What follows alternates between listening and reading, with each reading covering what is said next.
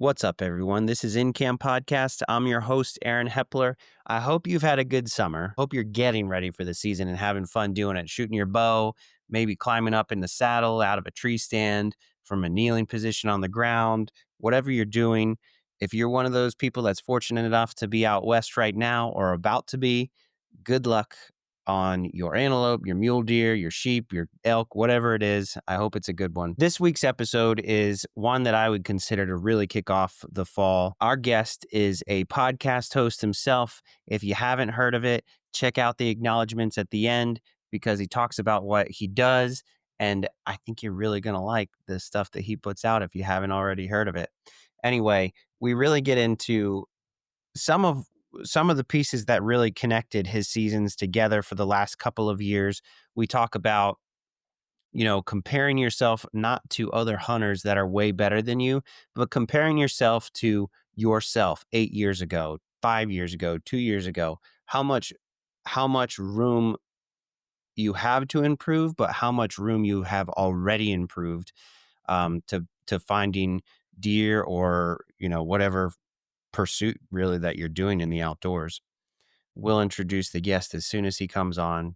I'm trying not to do a double, triple introduction here. So thanks for listening. This is InCamp Podcast.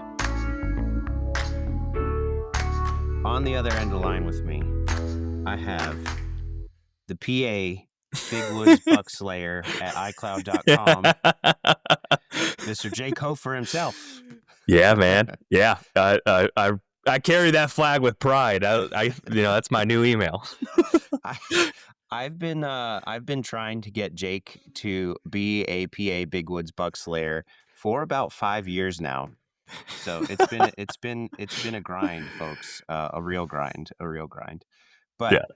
I'm really glad to have you on, buddy. It's been like 2 years since we've actually got to catch up because I missed the show.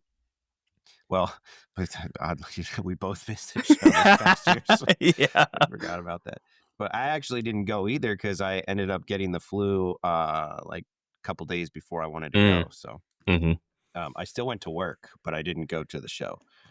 You could have been a super spreader. I feel like every year I would get the bug after the Great American Outdoor Show. That's just a lot of people in arm's length distance. Yeah, I feel like last year or 2 years ago, we all got it on like Wednesday. Yeah. Yeah, everyone's hacking up. But no, it's good to I've been looking forward to this. Are you going to the show ever again?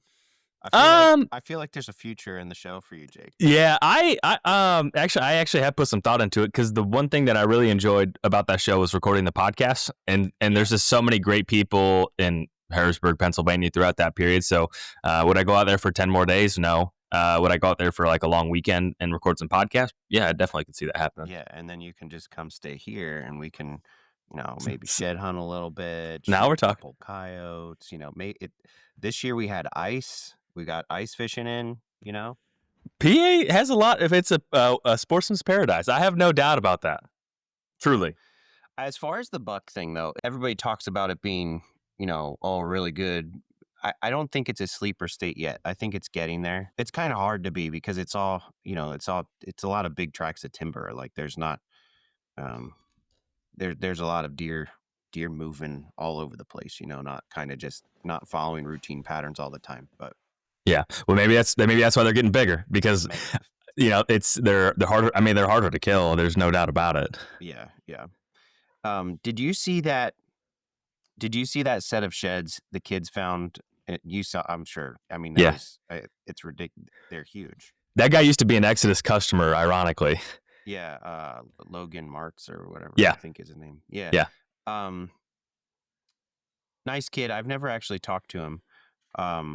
He was on. I've heard him on a couple different podcasts or whatever. But it's funny because when a big buck shows up like that, everyone's like, "I know where that deer's at," and a couple people have been, I've already had people be like, "That's right near your back door," and I'm like, "Nope, no chance." Yeah, and you're trying to throw them off your trail right now. It is in your backyard. I'm kidding. I'm kidding. If I had that deer in my backyard at this point, because of how many people know about it, I would prefer to not hunt that deer. I don't want, like, I have no interest on chasing a deer somebody else found, number one. Number two, I don't like internet scouting very much. Like, I'll, if I'm like going out of state or something, I want to look for, you know, what's the deal? What do I need to know about this state? Is there something unique, but not like got a waypoint? I don't want that. Mm-hmm. And, but I don't want the attention. Like, I don't want to be hunting. I like to hunt public because I can find places to be alone. I don't want to be around Fair. 1,800 other people and, whatever. But Yeah. It's I feel like it's probably like a scene off Willy Wonka when everyone's looking for the golden ticket right now for that deer. oh, yeah, 100%. I can't imagine. I think he scored the sheds at like 194 or something. Wow. Yeah. Wow. It's pretty big deer. That's a giant deer anywhere. Yeah. Yeah. So we already introduced. I'm about to be like, oh, we got Jake Hofer on. I already did that. It's funny though, because we're here trying to figure out why Jake's email's not working.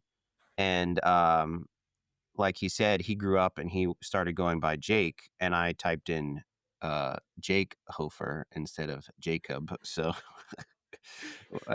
so dude, you purchased all the Exodus content and you're doing cribs again, and Yeah. that stuff is so cool. So Yeah. tell me a little bit about it. Yeah. So when everything kind of went down, we had the Lift 4K, which still stinks that camera never came to light. I think it would have been an awesome camera, but we owed customers money, and unfortunately there wasn't much left to sell. And so I wanted to make sure customers were made whole. And I didn't necessarily have the intent to really buy it initially. I was trying to figure out what I wanted to do next, and then we would do team calls every morning, and I was sitting here, and it's like, once you have a routine for so long, and I'm sitting at my desk this in my own thoughts, and like, man, I should just buy that. And so that's what I ended up doing, and it's been really fun. We have cribs coming up here this fall, and then the podcast is up and rolling, and I've really enjoyed it. Actually, it's been a lot of fun, and it's, there was a concern of like, man, are people going to really even want to watch any of this stuff? And there was uncertainty, at least in my mind. And then, we relaunched it, and it's been overwhelming support, and things are continuing to grow. And so, I mean, it's really been, it's exceeded my expectations from, what I thought it might be like. So it's been great. Good. Wait, so you're saying you're not doing it by yourself, or are the other guys working on it with you? Yeah, so I have Cameron's helping with editing, and then Lucas is helping with editing. So I couldn't do it without those guys, and so they're a huge help. Yeah, I saw Lucas did a video for you recently or something. Yeah. Yep. Yeah. That's cool, man. So we're talking about, it is now the WHTL podcast. Yeah. Pretty cool play on words. I like it. You got the Rush Limbaugh intro.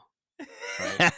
We've done that before. I thought, every now and then I hear a instrumental, or I hear a song. I think I heard that song on Spotify. I was like, gosh, that's a banger instrumental. So I've used that in the past. I don't necessarily R.I.P. Rush, but it's still a sweet instrumental. Well, it throws me back to, the AM radio days when my parents used to listen to AM radio. So. Yeah. Yeah, I love it, man. It's the podcast is great. Especially, you're kind of branching out. You're doing a lot of different things, right? You're doing stuff with the Whitetail Master Academy. Is that right? Yeah. I bought that last summer. And so that's been a lot of fun as well. So, I mean, really, I still have 3 jobs in some capacity, but they all just overlap really nicely. And so, yeah, I have the Whitetail Master Academy, the Whitetail Podcast, the Land Podcast, practice real estate here in the state of Illinois, and then most recently doing a mini series on Wire to Hunt. So like, I thought I was going to have more time, but it has been gobbled up to my own inability to say no to fun stuff. Yeah. Well, and when it comes to podcasting, it's not a hard thing to do, but like, your scheduling, it might be a weird time. People want to do it in the evening a lot, which I get, because, everybody's got day jobs. Like, this isn't what anybody does for a living altogether. But man, you've got a lot of cool stuff going on. But what I'm asking you all this stuff for is kind of what we're going to branch into talking about for the first part of this podcast. So you have all these other channels. You bought the Exodus content. what was your sole purpose to buying the content? Honestly, not to like virtue single, but the biggest thing was to make sure customers got refunded. This was the biggest thing for my motivation to make those folks whole. And then beyond that was, I feel like we did a really good job with the content, and I didn't know I didn't know if it would be a legitimate business. Obviously, I had pay quite a bit of money to buy it back, and so I had to make sure that it would pencil out. And so I'd called some companies that we've worked with in the past or had relationships with, and they're like, "Yeah, we'd love to support it." And so so they're asking the same questions, like, so what are your plans? And I was like, well, the podcast and whitetail cribs and probably some big buck profiles, because that's what we do best. I don't think I'm not a good vlogger or something like that. So it's like, this is what we're pretty good at, or at least this is what we've done in the past. It's worked, and that's what we're going to continue doing. And I'm not going to recreate the wheel. And so that's general motivation, was to make customers whole, and then continue the content that helped build, the channels and the podcasts in the past. It's like this formula works to some degree. I'm sure it'll have to change and evolve at some point. But and lastly is just like I enjoy the conversations, like all the awesome people I've met over the years. It was kind of a somewhat of a sad thought to think that maybe that would come somewhat to an end, and I didn't like that. So yeah, Yeah, that's my punch list of reasons. it's good reasons, man. Because I think one thing that I've learned about Jake Hofer is that you do have a real passion for education, because you don't stay in one niche with whitetails, right? Like, you're doing the land podcast, you're talking about a lot of that land management, which is not really unique, but you do it in a unique way. Like, you have the top banana and the guys on the low part of the totem pole. Like, how are you doing this? How did you purchase all the stuff that you do for land? So I've noticed that you have a real passion for education when it comes to hunting in general, because not only do you talk about land stuff, but then you have on big woods buck slayers. You know what I mean? So, Yeah.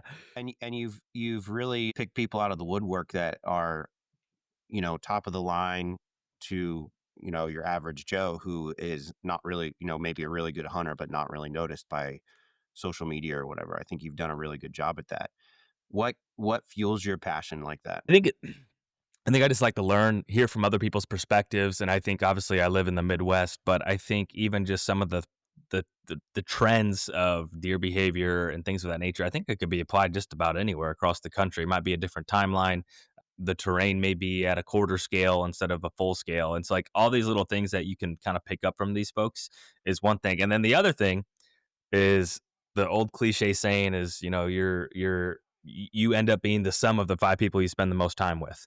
Hmm. And so, it forces me to be around people who are also very passionate, very thoughtful. Wanting, obviously, you come on a podcast, you're trying to help someone in some capacity. And so I feel like just having the opportunity to surround yourself with really good people is another thing that really just drives me to continue doing it. And, it's sometimes I wonder, it's like, I think this sounds really bad, but I think there's some people that maybe are in the space where if it wasn't their job or something to that nature, would they still be as passionate about whitetails if that didn't exist and it felt like they had to do it for their career? Yeah. Like, sometimes I feel like it's a bottleneck to my hunting. Yeah. And it's like, man, I would like, I'm just so ate up by it. That's great, dude. And I agree with that. Like, I think that's one cool thing about having a podcast and it not being your job, is that it is, you kind of have that like volunteer's heart. You know what I mean? Like, nobody fights harder than a volunteer, Yeah, because that's a good point. whoever's getting paid for it, is, if that's why they started it, then that's what they're doing it for, and that kind of sucks. Hmm. Um, why do you think, is it really important for you? You don't have kids yet, Nope. and I say yet with a star behind it. Um, but why is it important for you to carry it on and like pass it on to the next generation? Have you thought about it?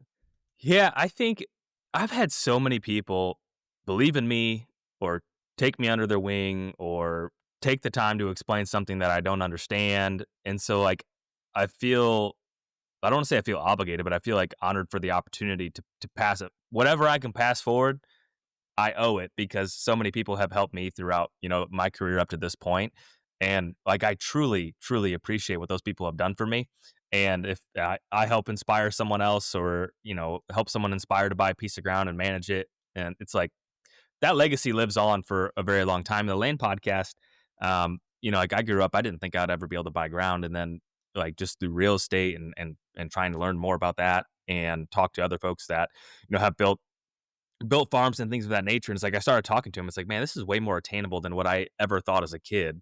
And I want people to know that because I Yeah. love land and I love being able to step on my own ground and work on it and improve it for all forms of wildlife.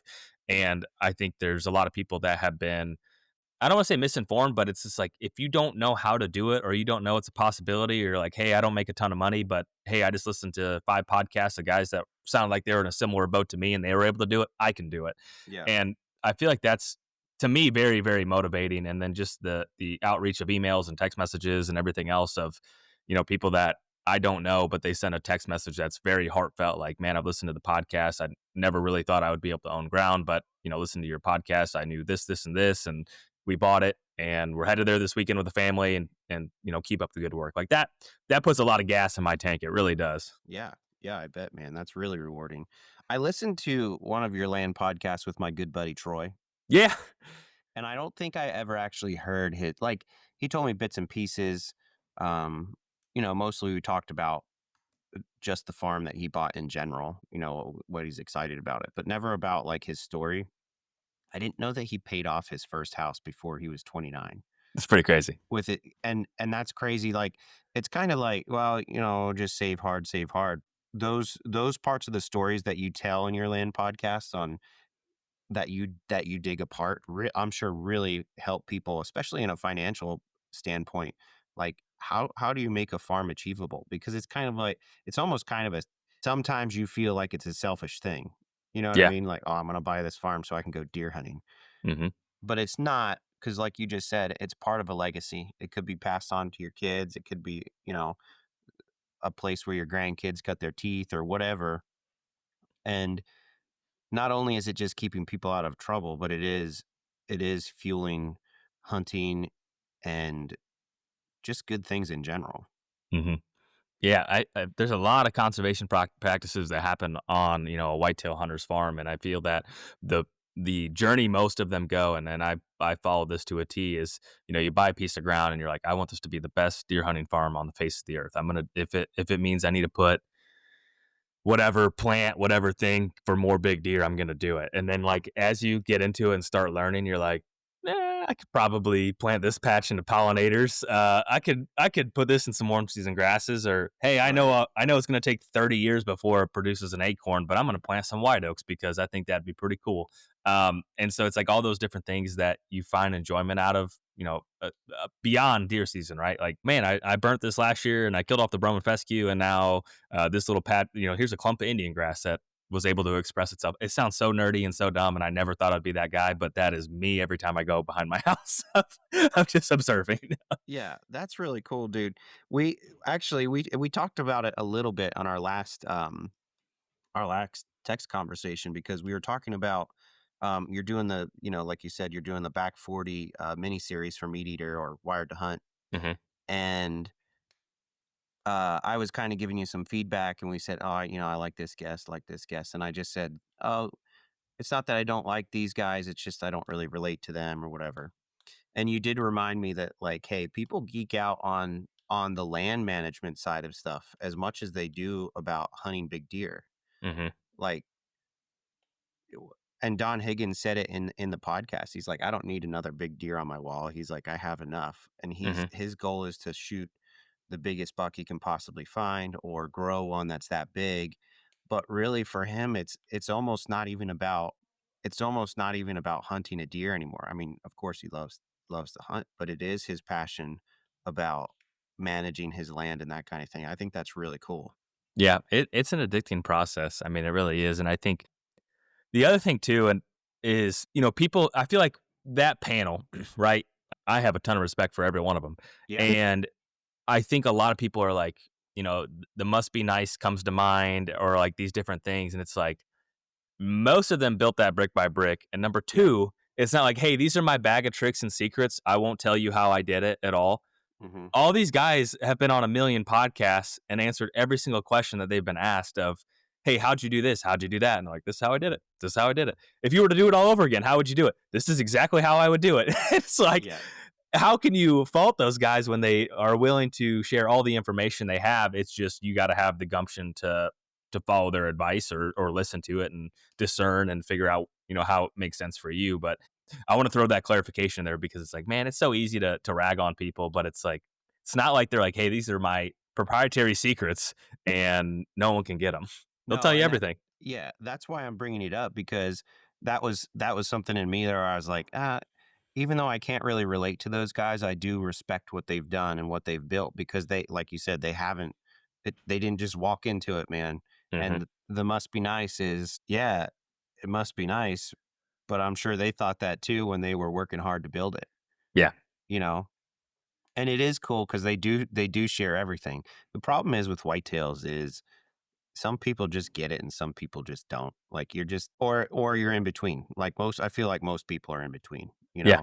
know. Um I feel like that can even be with public land hunters. Some guys can go out and it's like they're like Johnny Stewart. Like everybody says he's as much as a whitetail as a human, like that's what Cameron says about him all the time, right? I do think that's one of the most funny takes of all time.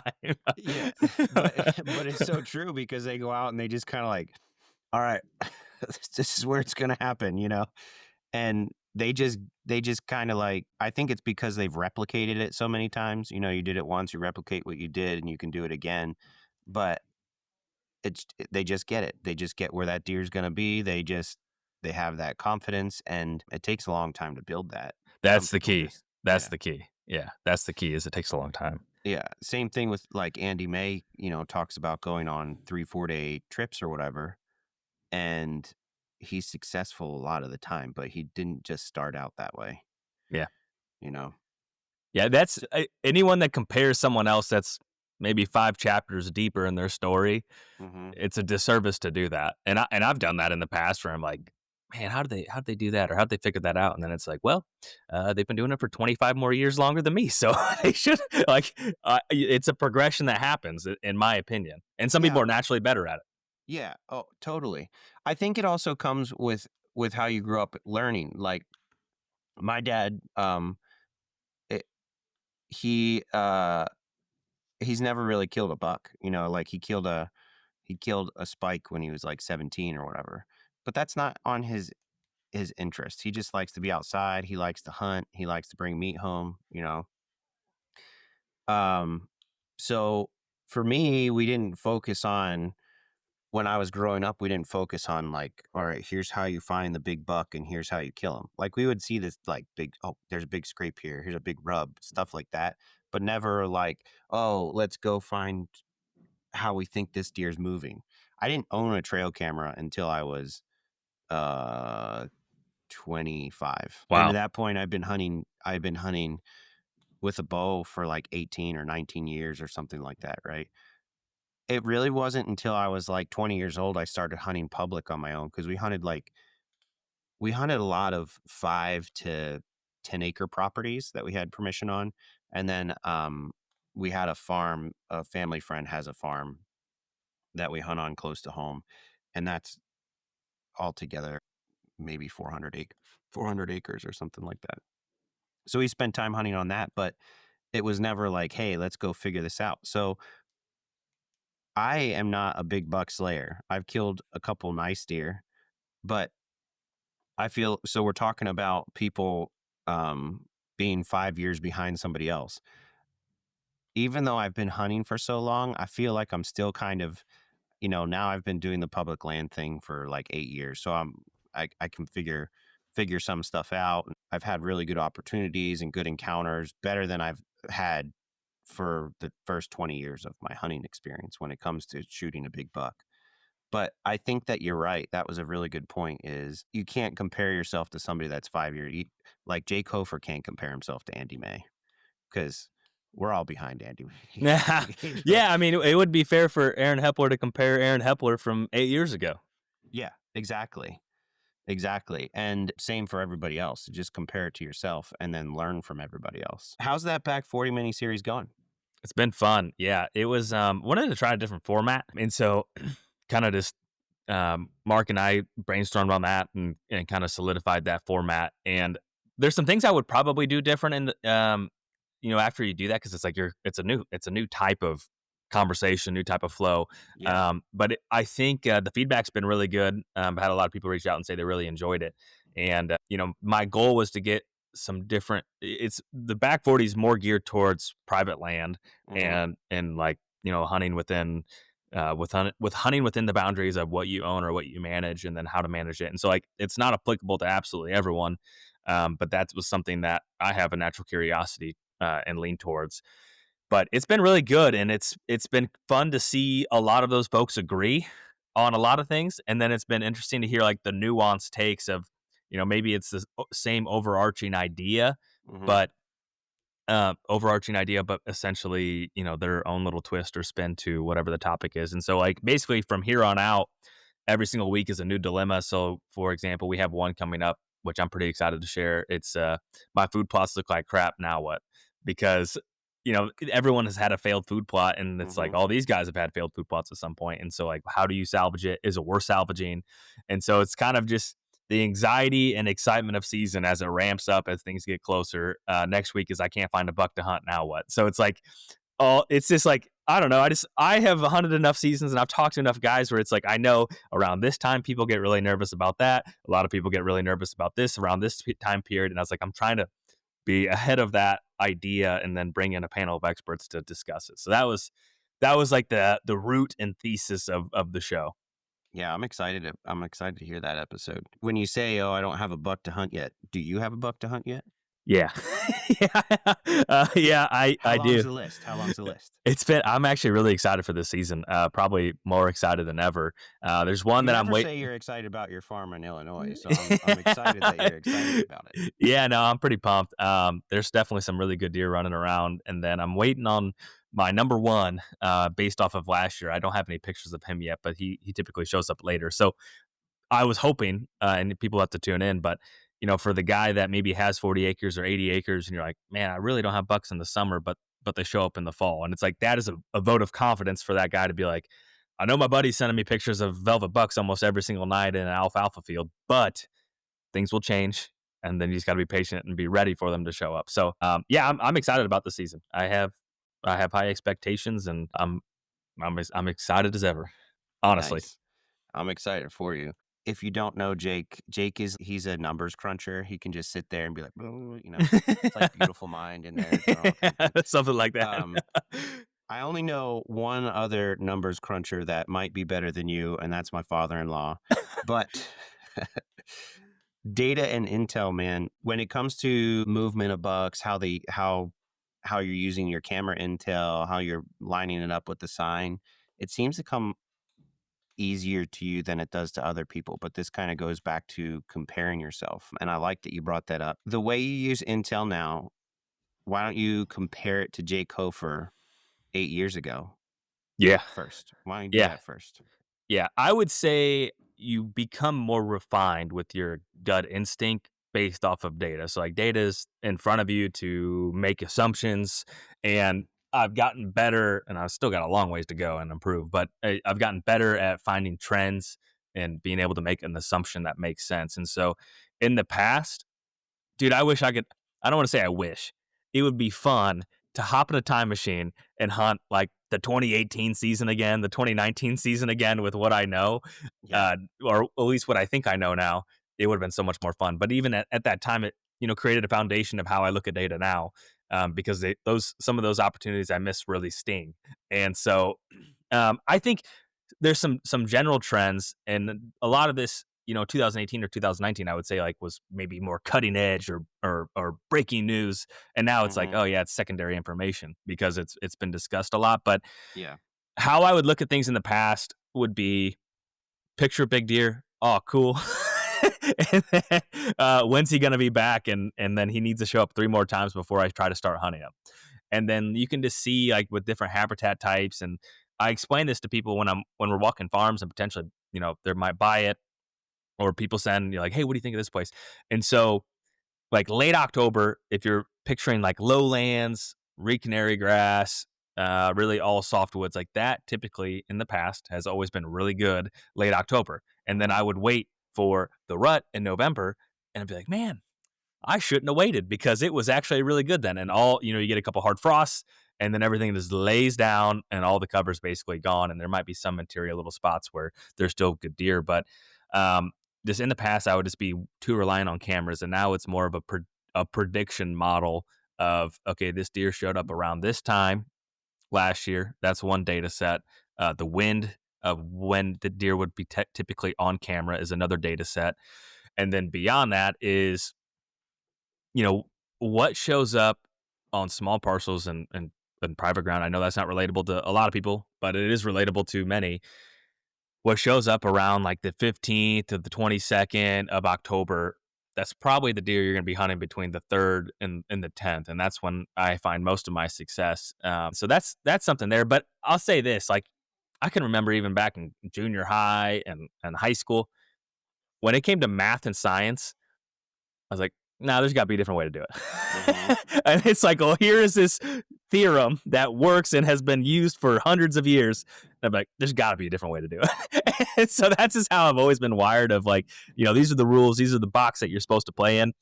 Yeah, there's got to be a different way. And I remember getting in trouble. And sometimes I'd be like, I would do it my way. And it's like 17 more steps. So like, hey, I got the right answer though. And so I've always been wired to kind of do my own thing. Well, I think that's a good thing when it comes to whitetails. I think one thing you brought up too is you're saying, oh, they were showing up in October, and you said, oh, I shouldn't have waited. That's where you start to learn your gut instinct, because now you probably wouldn't do that, I'm guessing.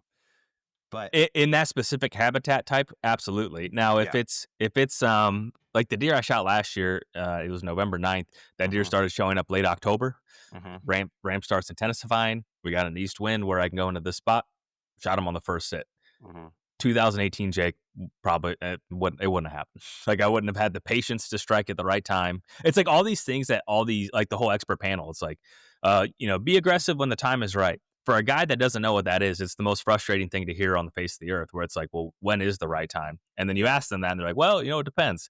And I get why they say that because it is dependent on so many different variables. But if you're constantly asking yourself those questions, like in building up your own style, you naturally get more effective. Hey, if that worked, great. Hey, that didn't work. Okay, why didn't it? What did I do wrong? Was it the axis? Did I hunt it too much?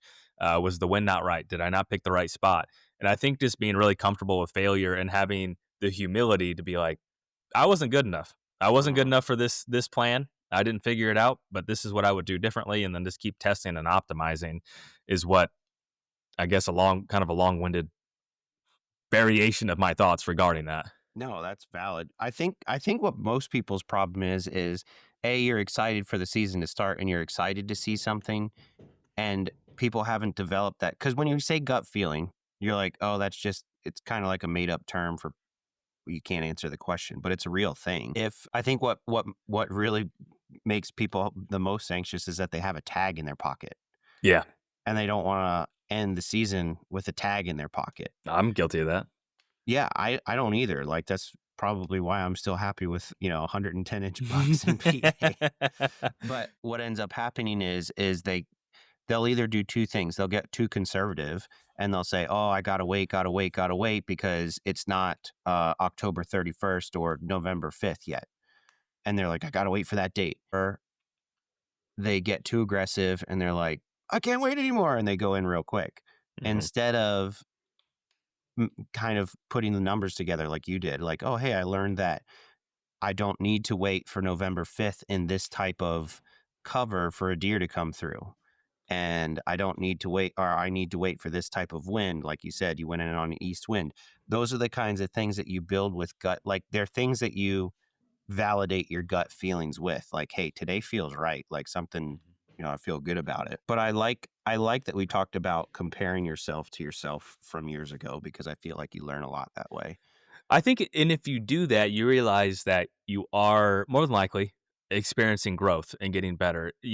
What you don't measure doesn't grow, and what I mean by that is if you don't take that moment to look back and say, "Hey, have I gotten better, or am I having less failures in regard to whatever subsector of hunting, Yeah. if you take the time to reflect, you're like, I am getting a little better. I'm not Mhm. great, but I'm getting a little Mhm. better.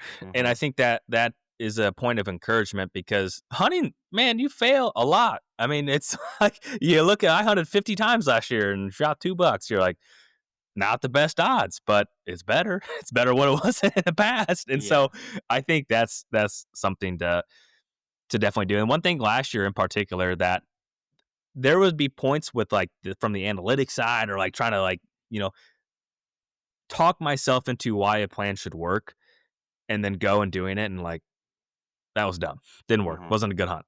And then going more of just and this is once again like off of gut instinct, like, hey, I know this deer hasn't showed up yet, or I'm kind of taking a chance here, but I feel good about it.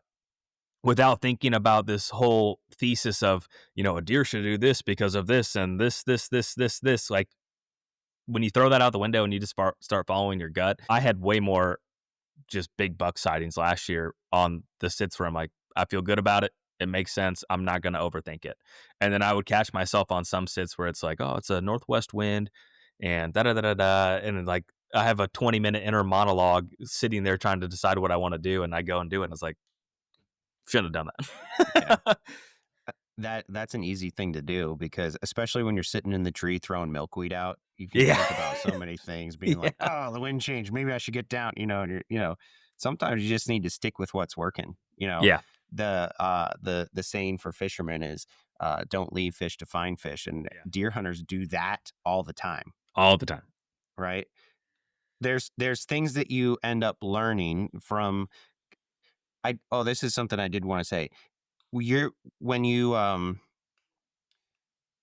when you're comparing yourself to before and you're building a gut instinct doesn't happen in a year. Yeah. So that's where having the tag in your pocket, you might have a tag in your pocket until you really build a good instinct.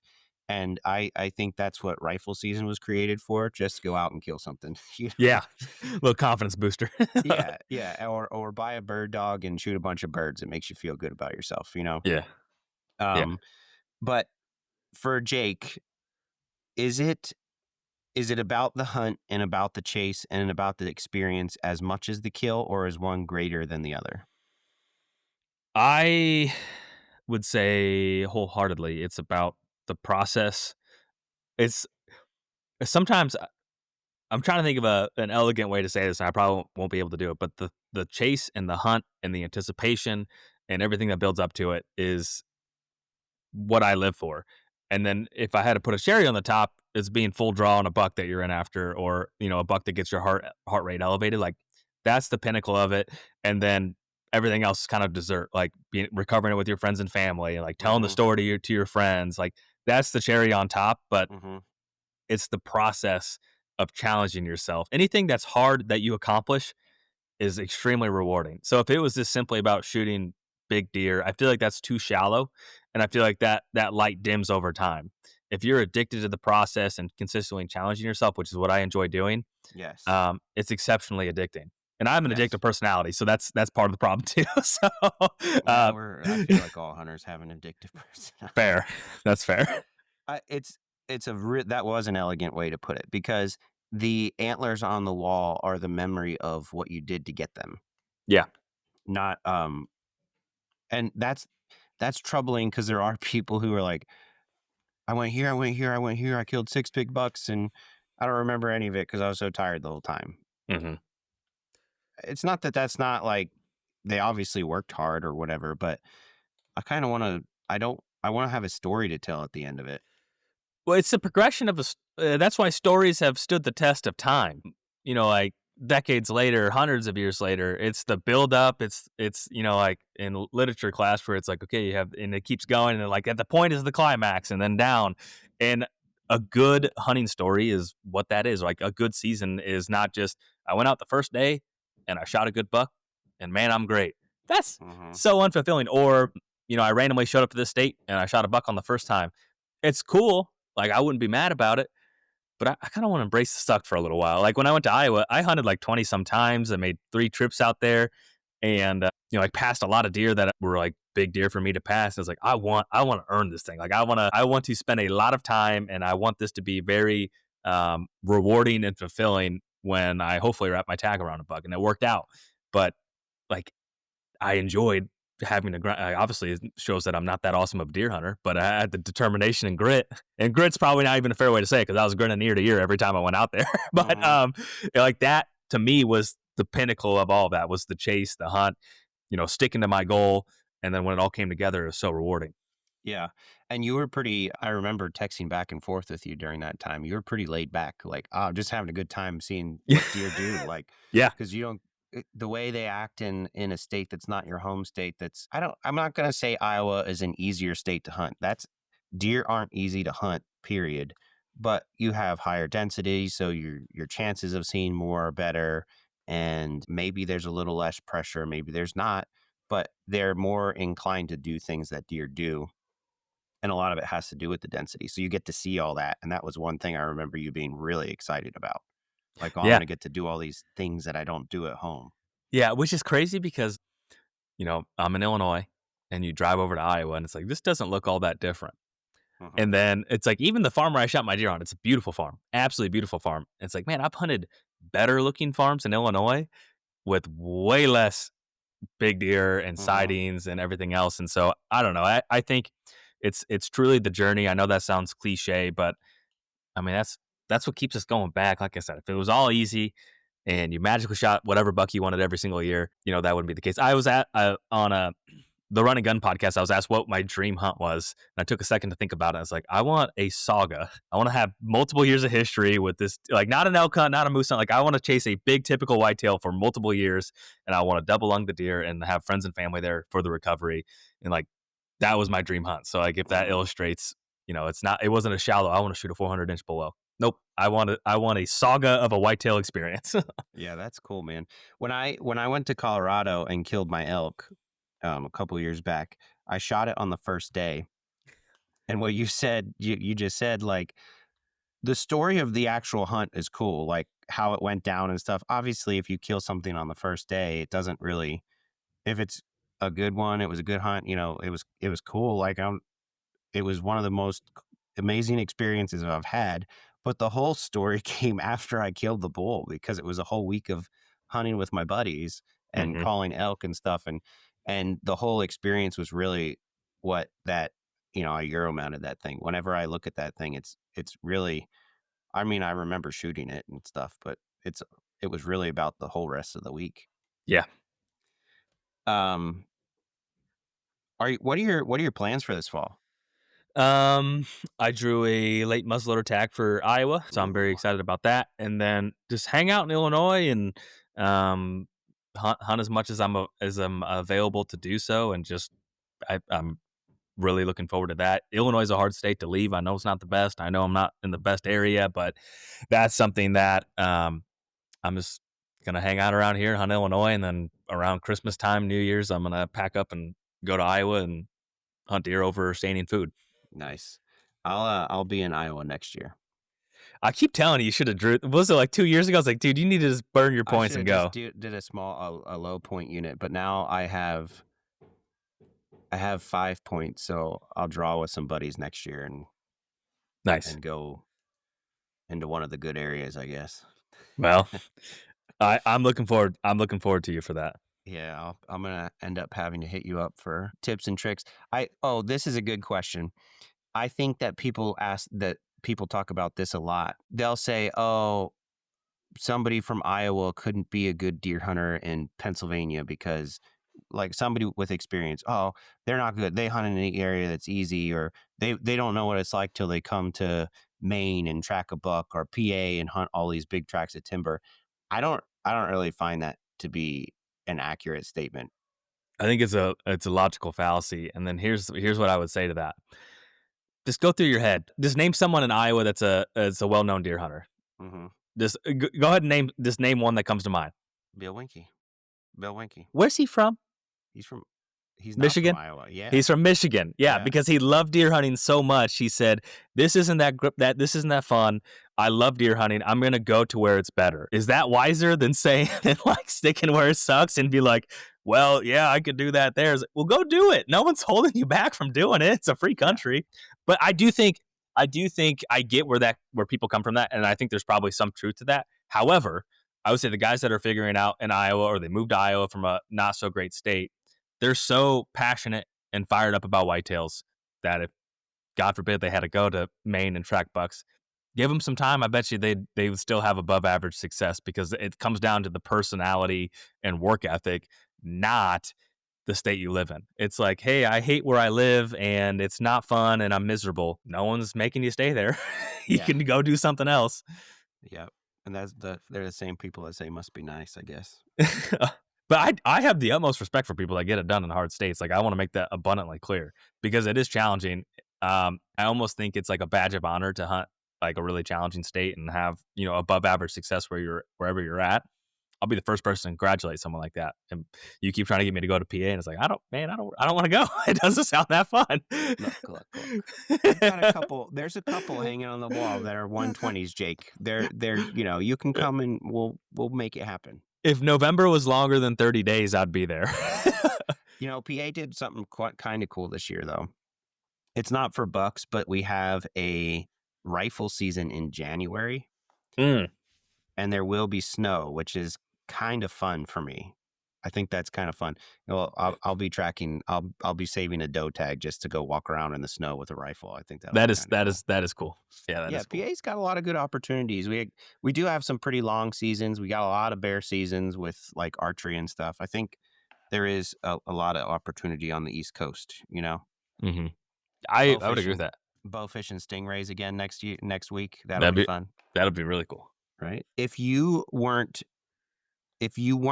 a whitetail addict and you weren't doing all kinds of land management projects, what would you be doing if it was something in the outdoors? Is there something else that you love in the outdoors? And I'm pretty much a whitetail and habitat guy through and through. I used to fish more when I was younger. I don't think I wouldn't say I love fishing. Like, I enjoy it, but I don't think I would be like, oh, I'm going to go travel to this lake this weekend and we're going to fish for, I heard that whatever species is really biting. I don't think it'd be that.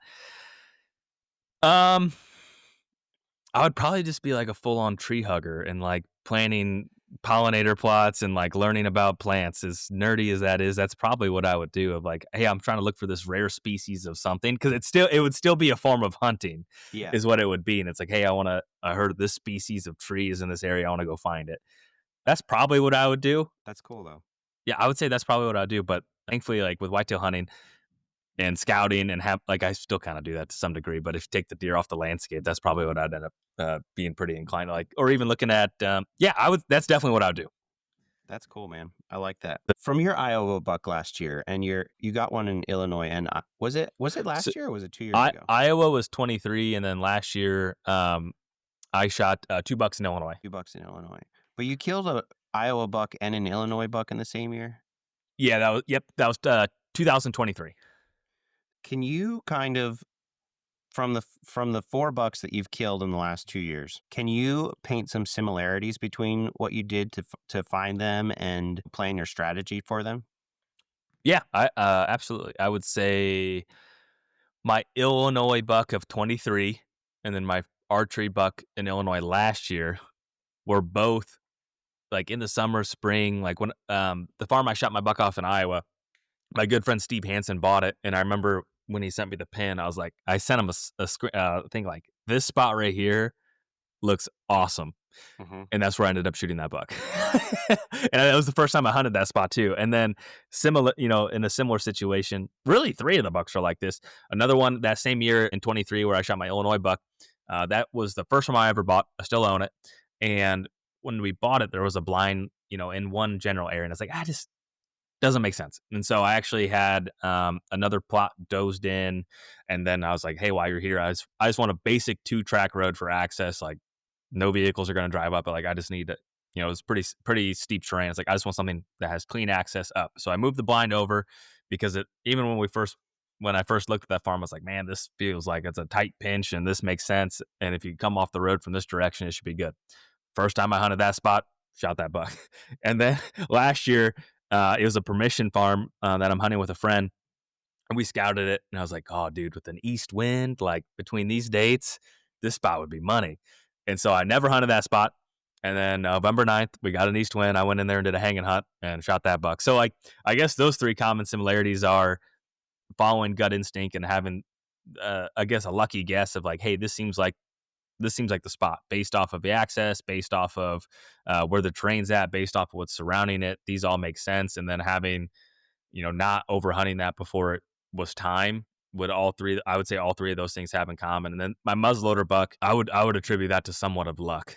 We had multiple years of history of this deer, and we put in a food plot, a pretty large food plot, like 3 acres, Mm-hmm. and really didn't hunt the plot. It was 2 acres of standing beans and then 1 acre of clover and chicory. And all my cell cameras were down at that point. Didn't know if this deer was still alive. Honestly, we had him earlier in the year, and I was like, if he's alive, he's probably bedded on this knob, and he's probably going to come down and feed in these soybeans. And so I went out there and sat on the ground, and he was like the fifth deer that came in, and I was like, oh yeah, that worked.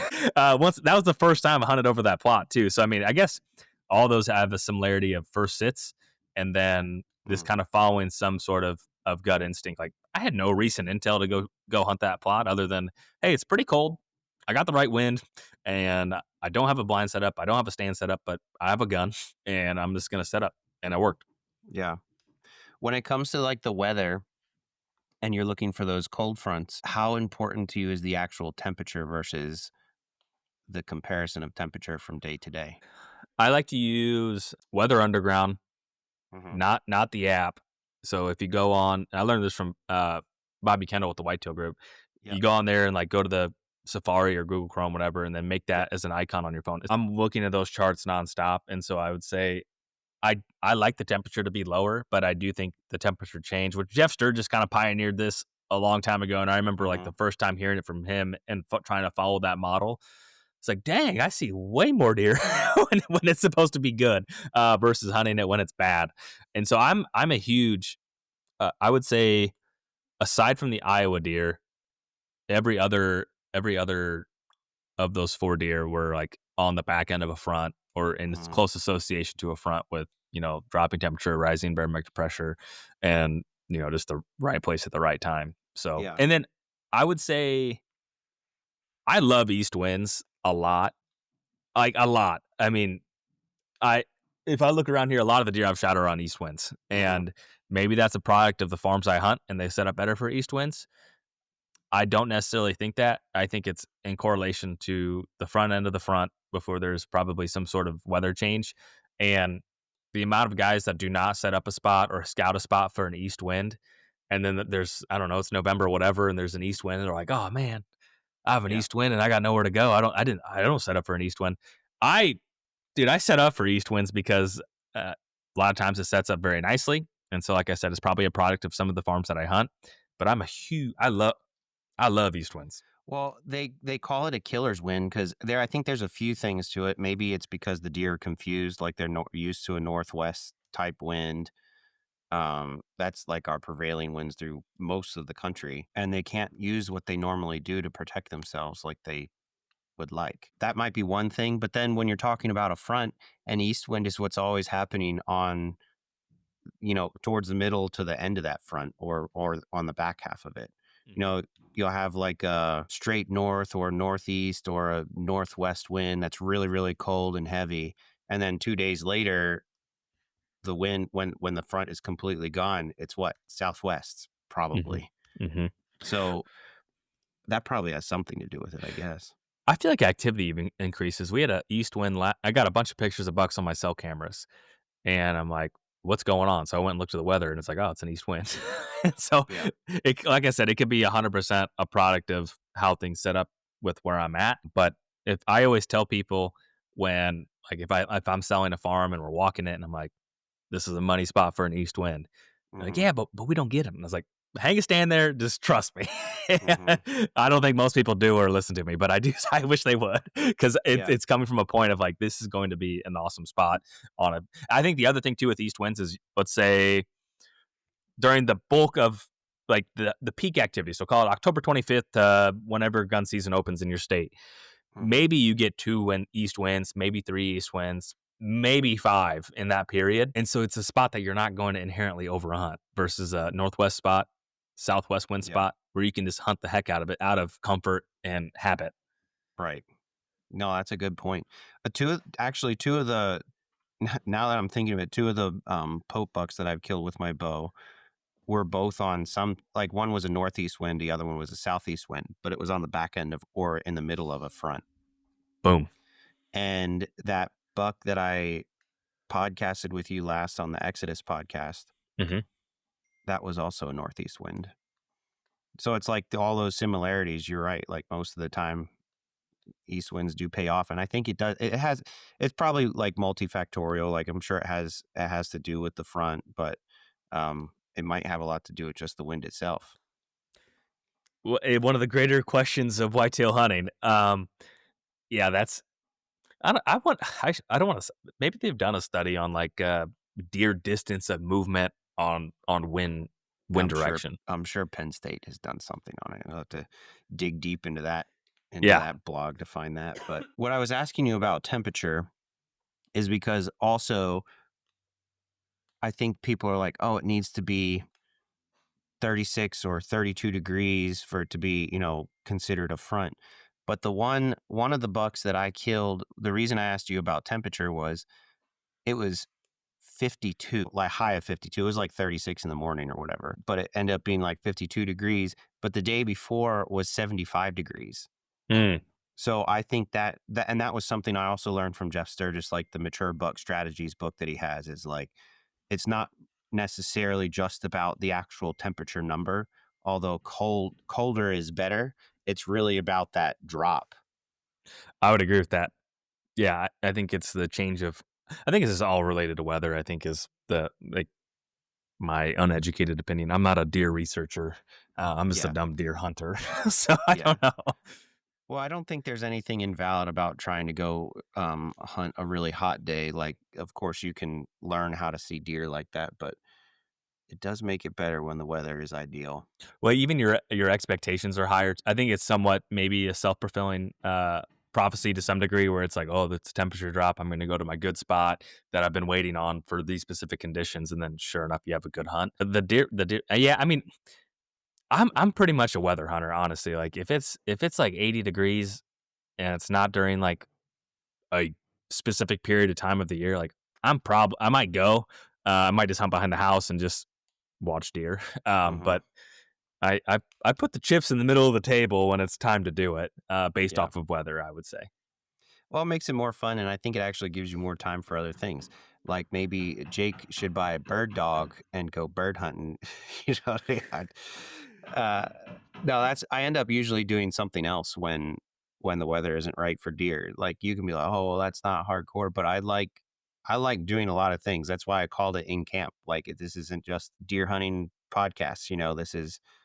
This is about the experiences, about doing a whole bunch of different things. If you're not just a hardcore deer hunter, it's a good time to go try something else. Yeah, I usually work on the hot days, and then I Yeah, try that not to works. work on the cold days. So if it might Exactly. be A lot of Saturday, it might be Sunday, I'm gonna try to crank out as much work as possible, a lot and of then when people the do f that. Yeah, yeah. because you gotta do what you have time for.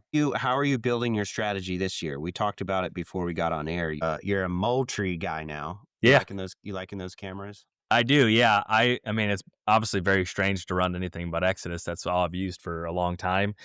I mean, for the money, I think they're exceptional, and some of the features they have, I've actually really enjoyed. They have a filter on there where you can just filter. When you start running a lot of cell cameras, I miss pictures because Hmm.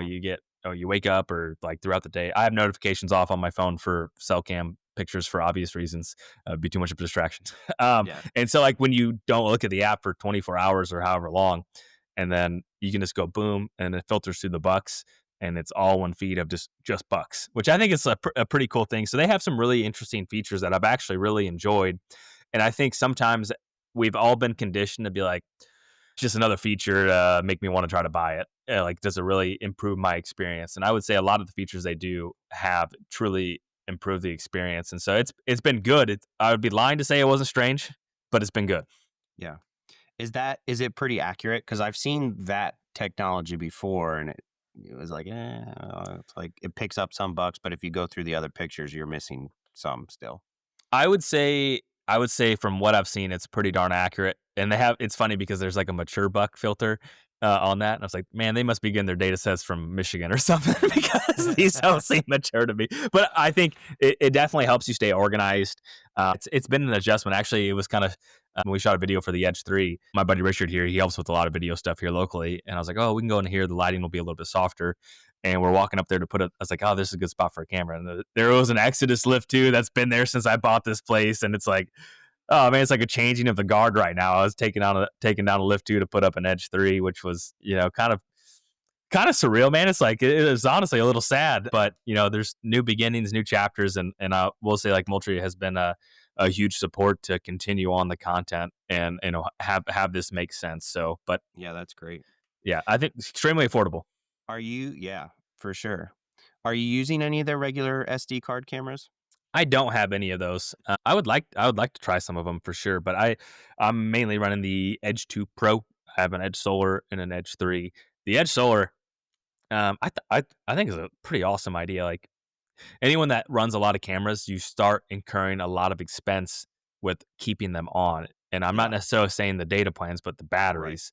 When Yeah, you go to Amazon and you buy however many batteries you need, for me it was a lot, and then it's like these are all going to end up in the trash in like 4 months. uh-huh. And it's kind of a sick feeling of like, hey, we're trying to like we wear this badge of honor of trying to improve the earth and all these different things. It's like, man, I don't really feel great about that. So the Edge Solar comes with the solar panel and a rechargeable battery pack, and it's like that's, to me, you're going to save a lot of money from not buying batteries. Yeah. And me as a consumer, it sounds funny, but I feel better about that too, where it's just like you don't have this bucket of batteries at the end of the year. Yeah, that's pretty valid. I mean, those solar panels are only going to get better.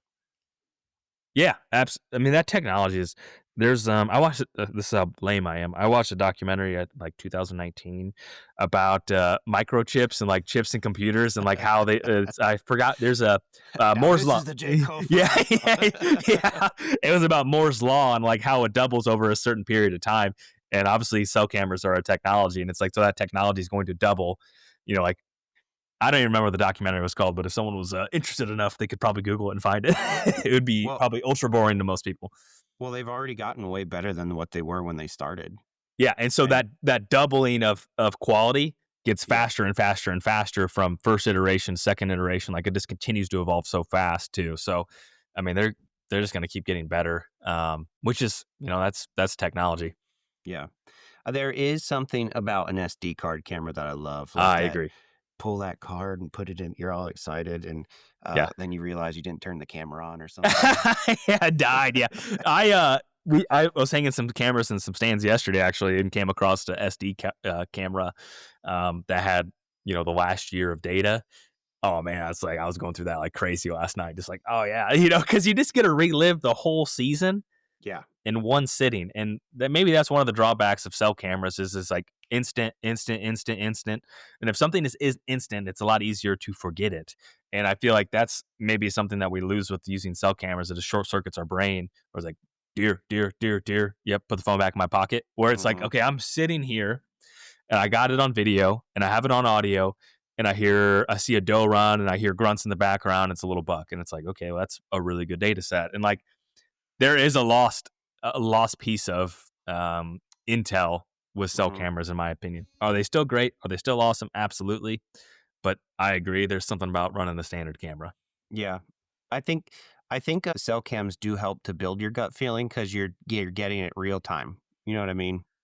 Like if I check that camera and be like, oh, like you get the vibe for how the day was, you feel how the weather was, you check the wind at that period in time, and you can end up remembering that next year better. Be like, oh, this is what it was like when I got those pictures cell cam. Let me look back on that data, and it's all kind of the same.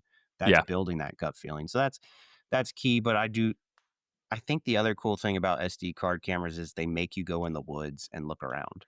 Some Because I people don't know would how be, many, yeah. I don't That's a know how double many, edged sword. Yeah. yeah, I don't know how many cameras I've gone to and been like, I know this has to be a good spot. I'm just gonna hunt it, and I get in the tree and I see $7 and they all go behind the camera.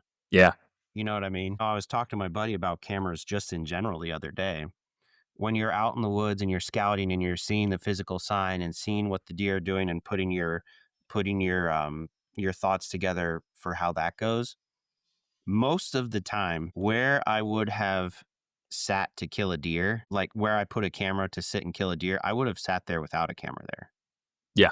Almost, I don't think there might be one spot where I was be like, I don't know, this spot doesn't look that good. But other than that, I would have sat where I sat regardless of camera intel. But it does help confirm what's there, and then it helps you learn why the deer use the area when they're using it too. I would agree with that. I think it's easy to fall. Everyone that runs cameras falls into the trap, and like I've been just as guilty as this of like you rely on your cameras too much, and that was another point of last year that I really tried to hunt off of just gut feeling, and it's like, Mm-hmm. okay, that deer should be in this area. And I also think too, oftentimes we think like, oh, this we got a picture of this deer, and this deer magically got airlifted into a different part or a different area. It's like there could be like 7 trees you could shoot that buck out of on one given day, or Yeah. maybe 100 trees in a given day. And it's like, you just kind of got to be there. You must be present to win. That is Yeah. what it boils down to. Yeah, exactly. Are you doing anything different for your strategy this fall? Hopefully just get a little bit better as far as strategy goes.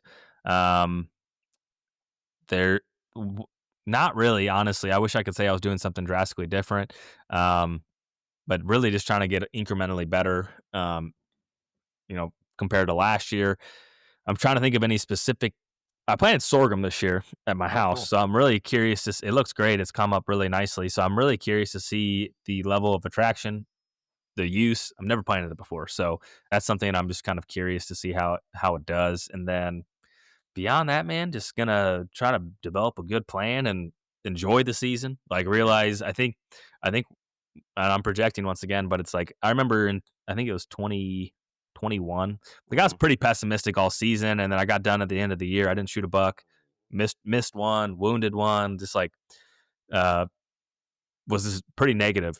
Mm-hmm. And then at the end of the year, I was like, man, that season felt like I wasted it. Like it's gone. I'm never getting that season back, and Mm-hmm. I didn't find enjoyment. And so that season has always stuck with me. It's like, man, I'm so lucky to be in the United States. I'm so Mm-hmm. lucky to be healthy enough to climb a tree. I'm Mm-hmm. so lucky to have the time and energy to go do it. I'm so lucky to have friends to share these experiences and hunts, and like you just start boiling down all these things that are really true major luxuries. Yeah.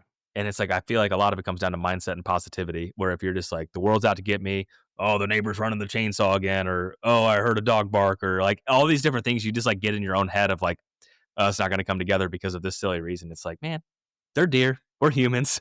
We're Mm-hmm. lucky to be here. Go enjoy it. And so Yeah. that was something I just try to carry into every season.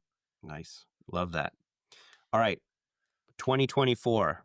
I want to highlight from 2024. Well, you had two, so I don't know, but what was something that really stuck out to you in 2024? And you can make it in a story format, Jake.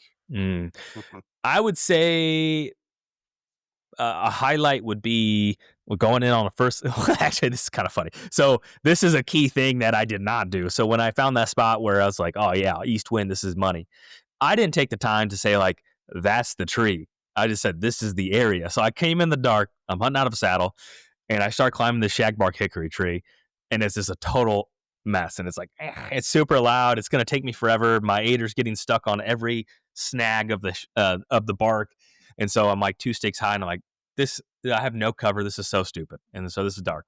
And so I get down, and I'm like, okay, I think there's another tree over here. It's like 20 yards away. I get there. It is a massive oak tree that's like, Mm, and I'm looking at it, it's like, man, if I could get one stick around, I could probably climb the tree. And I was like, nope, this is stupid. And this is like November 9th, like, like this is the grand finale, or at least the peak of the season. And I'm like, well, I could just sit on the ground. And I'm like, no, I'm gonna get busted. There's like no cover to sit on the ground. And I was like, okay, we'll go to that tree. And so I found this giant tree that I could hardly get my sticks around the thing. Like it's one of those where you throw the thing, mm-hmm. throw the thing, throw the Yeah. thing. I'm sweating like crazy, and I'm pissed off ultimately because I'm like, I should have picked a tree. This is my fault, and I'm just keep going, keep going. And I finally get all the way up, and then I have my saddle platform with me, and I'm like, this ratchet strap's not even gonna fit around this tree. What am I doing? And so I'm like, I'm not even kidding. There was a 6-inch branch, like 6 to 8 inch branch coming out of the backside of this tree, and I was like, I'm just gonna stand on the branch. And it's like, that's the best thing I got. I said, it's literally daybreak is starting to, the sun is starting to come up. Like I Mm-hmm. need to get situated. And so I literally just had my saddle and I'm standing on a tree branch, and I ended up shooting that deer at like 7:30, Nice. and it was just like the that's kind of a highlight of just kind of working with what you have, and also another important reminder of when you find the spot. And I've been doing this, like, drop the pin of the actual tree, take a picture of it, throw it in an Onyx, and so when you're Mhm. there in the dark or you're planning your hunt, you're like, "That's the tree I'm looking for. I need to be off this. I need to be on the southeast side of the tree, and this is what I need to bring." So that's a highlight and a lesson that I learned. I've actually started to throw. I only did this in one area, so I shouldn't act like I do it all the time, but I put a non-reflective tack, like, Mm, above my head height to mm, because I don't want it to be seen, obviously, but that way, like, because so many of the trees look really similar in a lot of the areas I end up hunting, mhm. so that the thumbtack is because it can be 10, 15 yards off and be at the wrong tree. So that's something that helped. But did you see Muddy made something that's kind of cool? It's a light that you can hang in the top, like, at hunting height, and it's got a key fob, and you can activate it from 150 yards away. So if you're walking in the dark and you can't find your tree, you just, as long as you're 150 yards, you hit the light on Yeah. button, and you can. I've never seen that. That's Yeah, pretty interesting. yeah. My buddy was showing them to me. He's like, "We should probably get these because that's something we don't want people to find our trees, obviously, Right. because that's like if you're hunting on public, I I'm always cautious about tacking my way in because most of the time you're not going to find it anyway. Because when you turn a headlamp on, you realize that everybody has tacked their way in, and it tends to be hard to find. But I thought that was kind of cool. Yeah. In Illinois, a lot of trees don't look the same, so it's a lot easier. But I can picture where you're at, where they're all 18-inch diameter and they all look pretty much the same. Yeah, there's a lot of oaks, a lot of oak. I don't think I climb any other tree really. I mean, Wow. occasionally, but most of the time you're in an oak, some kind of oak tree. Yeah. Yeah. That Be- I could that's a pretty interesting idea. I wonder how many they sell. I would be curious to hear if someone has bought one and used it yet. Yeah. I think like I said, it's kind of cool because you can do it from, if it works and you can do it from 150 yards, that's pretty valuable. Well, yeah, because 'Cause it's something we all do. I've had that same story you just told about climbing the tree that was too big because I didn't pick one yeah, lots of times, you know. yeah. Dude, it was good catching up. We have to make sure that we do it more often. Hey, man, I'm happy to do it anytime. I always enjoy catching up. The biggest thing I missed about the Harrisburg show last year was Chef Hepler cooking up Yeah. some amazing dishes every night. So, no, I I'll send you the appreciate. recipes though. We've used some of them. Yeah, we've put them to use. So I I appreciate know. that. I know you love that Mississippi pot roast. Where are the 400,000 places that people can find Jake Hofer? Can you fill them in? Yeah. Instagram, it says Jake Hofer, and then the YouTube channel for whitetail is WHTL. Social media is WHTL Deer. And then if you want to buy land or learn more about that, that's the Land Podcast. And then the last thing is the Whitetail Mastery Academy, which anyone that is buying ground or managing their own ground, I do truly feel that it's the best all in one place resource, and you get discounts on a bunch of different stuff. So, um, and if anyone has questions, they're always more than welcome to reach out. Great. Oh, and you're having a whitetail cribs bash, huh? Yeah, yeah. We're doing the season premiere of Whitetail Cribs. Onyx is presenting that, which is pretty exciting. So yeah, so it's not a huge event center. So hopefully, I think we'll probably be under that amount, but it'll be a fun thing. That's something that I listened to a business podcast, and the guy on there was like super bullish about in person events. Mm-hmm.